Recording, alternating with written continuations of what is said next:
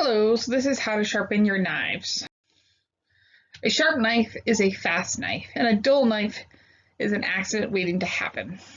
It is crucial to keep knives sharp so that they cut through food with less slippage.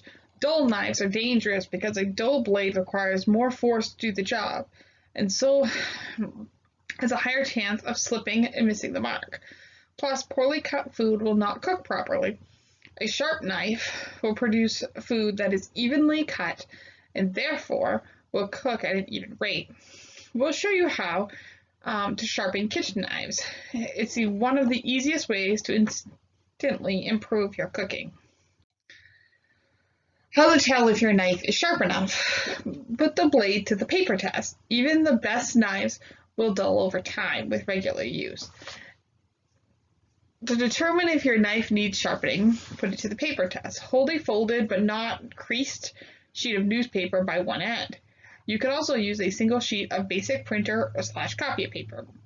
Lay the blade against the top edge at an angle and slice outward. If the knife fails to slice cleanly, try steeling it. See, it says see below, but see, there's more. If it fails, it needs sharpening. So there's a scientific glimpse of what a sharp and a dull knife looks like up close. So this is the sharp knife up close, and this is the dull. The sharp knife is on the left, and the dull one is on the right. In our knife sharpener research, we examine blades from sharp, smooth and sharp, to dull, all chewed up, under a high-powered laboratory microscope at the Massachusetts Institute of Technology's Department of Materials Science and Engineering. So when to use a knife sharpening steel?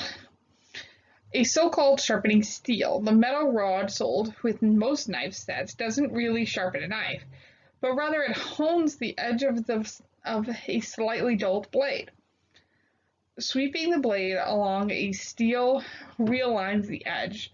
Throughout this motion, make sure to maintain a 15-degree angle between the blade and the steel. How to use a knife sharpening steel. Step 1. To safely use a steel, hold it vertically with the tip firmly planted on the counter. Place the heel of the blade against the tip of the steel and the point of the knife tip slightly upward.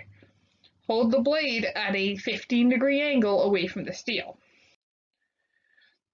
Step 2. Maintaining light pressure and a 15-degree angle between the blade and the steel, slide the blade down the length of the steel in a sweeping motion, pulling the knife towards your body so that the middle of the blade is in contact with the middle of the steel. Step 3. Finish the motion by passing the tip of the blade over the bottom of the steel. Repeat this motion on the other side of the blade. 4 or 5 strokes on each side of the blade. A total of 8 to 10 alternate passes should realign the edge. When to use a knife sharpener. If your knife is quite dull, you'll need to reshape its edges. This requires removing a fair amount of metal, more than you could ever remove with a steel, to restore a very dull knife. You have 3 choices. You can sand it out, you can use a whetstone, or most convenient option, you can use an electric or manual sharpener. I'm only going to go over here how to use the manual sharpener. So, all about manual knife sharpeners. That's what your basic one looks like. So how to use. With manual sharpeners, the abrasiveness are either on non-motorized wheels or the abrasive material itself is fashioned into a V-shaped chamber through which the user pulls the knife. In general, pull the blade through the chamber with even pressure. Always follow the manufacturer's instructions. Pros: tall walls hold the knife steady so that the user can draw the blade through the chamber with even pressure. The slim body easily stows in a drawer, making it more convenient for routine upkeep. Very good and quick at sharpening most kitchen knives.